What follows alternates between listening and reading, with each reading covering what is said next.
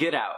So Get Out follows the story of Chris. Chris is dating a woman named Rose. It's coming to the point with the relationship where it's time to meet the family, and it turns out they don't know he's black. Chris doesn't think it's a big deal, but some people do think it's a big deal, so he makes it a big deal. Still, Chris loves this girl. He goes along to meeting the family, and they turn out to be pretty nice. Until a few uneven things start happening. He notices a few strange things happening with the black people in that community.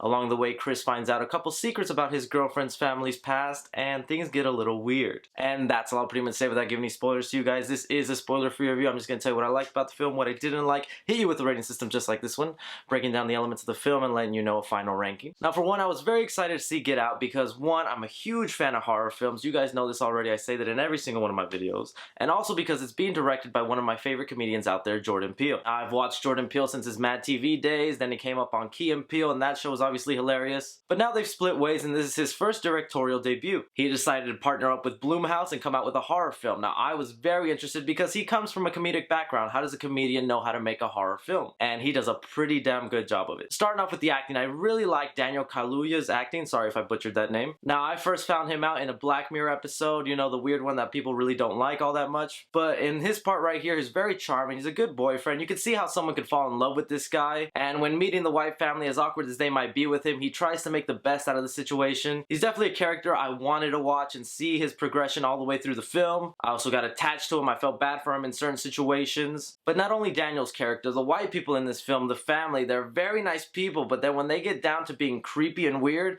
they sell it really well, especially the mom. Because as you've seen from the trailers, this has to do with a little hypnosis. And those hypnosis scenes, while they don't live up to what I thought they were gonna be, very creepy when they're happening. They do a good job with mixing the sound, the camera work, and zooming into the character's face. You almost feel like you're in his situation. Another positive for the film, while I wouldn't categorize it as exactly a horror film, it's very thrilling and super creepy to watch. You believe that there's some people that could be this ignorant, be this doubtful, and you might think a community like this where they hate on black people would exist. I don't know if there'd be the extreme where they're hypnotizing them. Another positive for the film, it's very funny, which comes to no surprise that it is coming from a comedic writer. All the comedy in this film hit exactly. There wasn't a joke or two that went over my head or that I didn't think was funny at all. It balanced out well with the horror and it never overshadowed it, making you feel like, okay, this isn't a horror movie anymore, it's just a comedy. It knew when to be funny, it knew when to be scary, and it just kept that right balance. Honestly, this is one of the better horror films that have come out in the year. It's a film I'm truly satisfied with. I hope that Jordan Peele partners up more with Blumhouse and comes out with these little horror films. And whatever he decides to do next, whether that's a drama and action film, I'm definitely gonna watch it. If I had to give any negatives at all, because really I didn't find too many things I didn't enjoy about the film, but there was just one thing. There's a little twist in the film that explains to you how the hypnotizing is sort of working and what they're doing to these people. When that's finally revealed, then you play back some of the events that happened earlier, and some of them don't make sense. It's just one of those situations because this is revealed, then other parts in the movie don't make sense. But it's only about 1 or 2 scenes. Because in fact, after the twist is revealed, this is a film you could watch twice, and then you'll catch things you didn't catch the first time around. But overall, very happy, very satisfied with the film. I would highly recommend it to horror film fans out there. It's also a good film to show to people who maybe not fans of horror films but want to watch a thrilling movie. I guarantee there will be no bad times had with this film. So for Get Out, action in the film, I'm going to give 2.5 stars. There weren't a lot of things going on except towards the end of the film. It's where it gets really satisfying and Chris gets a little revenge. Comedy in the film, I'm definitely going to give 4 stars because even though it is categorized as a horror film, it was very funny. A lot of moments are definitely going to make you laugh. Drama in the film, I am going to give 3.5 stars too. Very good, nicely played out. It didn't go with that race card. They're just doing it because they hate black people. There's a specific reason. There's more to it than just that. Horror in the film, I'm going to give 3 stars because even though I did categorize it as more of a thriller, it is still a very creepy situation that you do not want to find yourself in. And suspense in the film is going to get 4 stars because my heart was beating a lot through the film and I could not keep my eyes off the screen. Casual fans get an A+, cinephiles get an A+,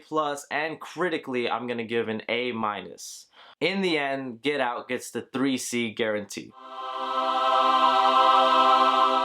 But anyways, guys, those are just my opinions on Get Out. Let me know what you thought about it if you got around to watching the film. Do you think Jordan Peele is good in this category of horror? Should he stick to it, or should he expand his horizons to more dramas or comedies or action films? Let me know what you guys think. But as always, I'm Chris. Take care.